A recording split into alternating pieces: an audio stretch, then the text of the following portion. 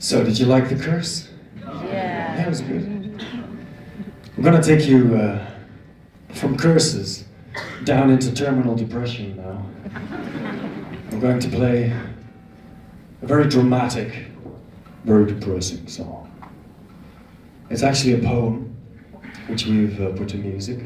It's from it was published in the early 19th century, and written by a man called Edgar Allan Poe. His most famous poem, it's one of our absolute favorites to read and to listen to. I just want to not talk any more about it, we'll just play it for you. The Raven by Edgar Allan Poe. Once, upon a midnight dreary, while I pondered weak and weary, over many a quaint and curious volume of forgotten lore, while I nodded, nearly napping, suddenly there came a tapping, as if someone gently tapping at my chamber door. "'Tis some visitor," I muttered, "tapping at my chamber door, merely this, and nothing more." Distinctly I remember it was in a bleak December, and each separate dying ember wrought its ghost upon the floor. Eagerly I wished the morrow, vainly I had sought to borrow from my books surcease of sorrow, sorrow for the lost Lenore, for the rare and radiant maiden whom the angels name Lenore, nameless here forevermore.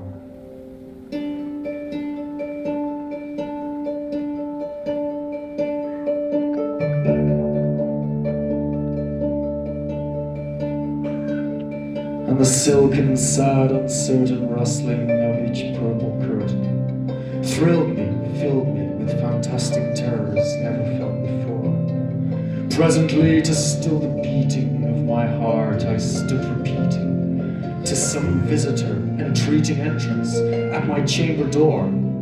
Some late visitor entreating entrance at my chamber door. Merely this, and nothing more."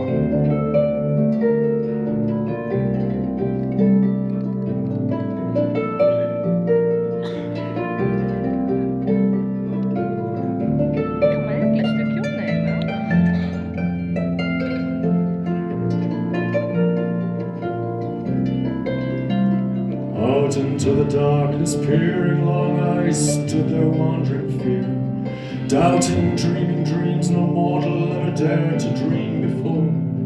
But the silence wasn't broken, and the stillness gave no token, and the only word there spoken was the whispered word Lenore.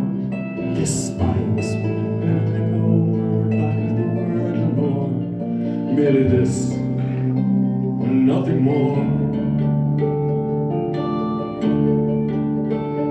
Back into the chamber turning, all my soul within me burning. Soon again I heard a tapping, somewhat louder than before.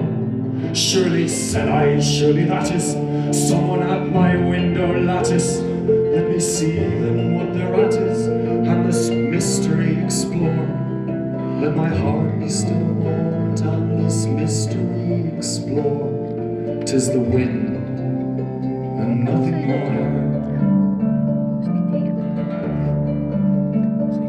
Open wide I flung the shutter, when with many a flirt and flutter, in there stepped a stately raven of the saintly days of yore.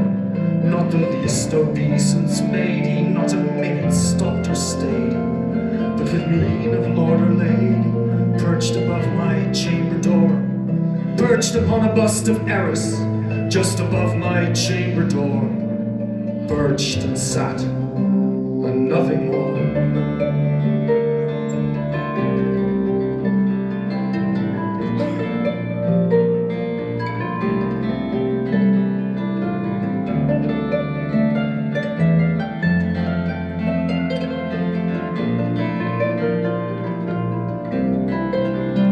Soon that ebony bird beguiling my sad fancy into smile, by the grave and stern decorum of the countenance it wore. Though thy crest be shorn and shaven, thou, I said, art sure no craven, ghastly, grim and ancient raven, wandering on the nightly shore. Tell me what thy lordly name is on this night's Plutonian shore. Quoth the raven, nevermore. Now the raven, sitting lonely on that placid bust, spoke only that one word as if his soul in that one word he did outpour. Nothing further than he uttered, not a feather than he fluttered, till I scarcely more than muttered, other friends have gone before. On the morrow he will leave me, as my hopes have flown before. Quoth the raven, nevermore.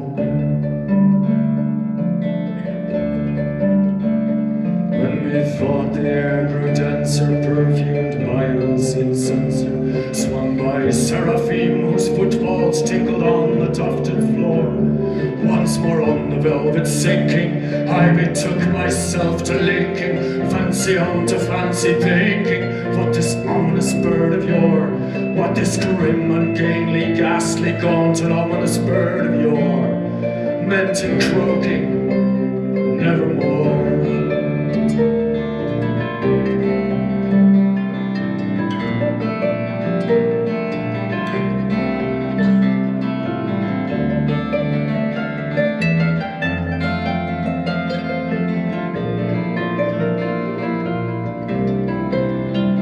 Prophet, said I, thing of evil, prophet still of bird or devil, whether tempter sent or whether tempest tossed thee here ashore, desolate yet all undaunted on this desert island chanted on this home my horror haunted. Tell me truly, I implore, is there balm in Gilead? Tell me, I implore. Quoth the raven, nevermore. Prophet, said I, thing of evil, prophet still of bird or devil, by that heaven stretched above us, by that God we both adore, tell this soul is sorrow laden, if within the distant maiden it shall clasp a sainted maiden, whom the angels name Lenore, clasp her air and radiant maiden, whom the angels name Lenore. Quoth the raven, nevermore. Be that word our sign in parting, burn or fiend, I shrieked upstarting, getting back into the tempest on the night's Plutonian shore. Leave no black plume as a token of the lie thy soul has spoken. Leave my loneliness unbroken, quit the bust above my door. Take thy beak from out my heart, and take thy form from off my door. Quoth the raven, nevermore.